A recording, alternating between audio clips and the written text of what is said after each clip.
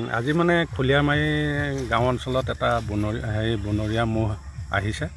আৰু গুটি মানে ওচৰতে বিয়া ঘৰ আছিলে তেখেতলোকে অলপ মানে মহটো দেখি আতংকিত হৈছে আৰু আমাৰ বন সুৰক্ষা বাহিনী খবৰ দিলে আমি লগে লগে আহি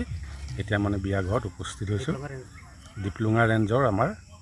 ৰেঞ্জ অফিচাৰে আমাক পঠাই দিলে আৰু গতিকে আমি এতিয়া মানে তেওঁলোকক সুৰক্ষা দিবৰ কাৰণে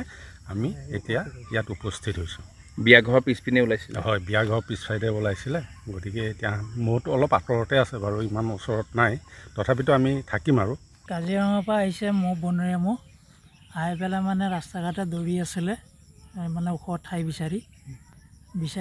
মানে ঘূৰি থাকোঁতে ইয়াতো বিয়া ঘৰ চলি আছে বিয়া ঘৰত মানুহখিনি অলপ আতংকিত হৈছে হৈ পেলাই এতিয়া মানে মহটো অলপ ভয় খাই পেলাই পানীৰ মাজত আশ্ৰয় লৈছে ক'ত আছে এতিয়া মহটো পানীৰ মাজত আশ্ৰয় লৈছে ইয়াৰ পৰা সেই কণ্টে 100 মিটাৰমান দূৰত গৈ আশ্ৰয় লৈছে কেতিয়াৰ পৰা ওলাইছে মহটো এই প্ৰায় গম পোৱা মতে আপোনাৰ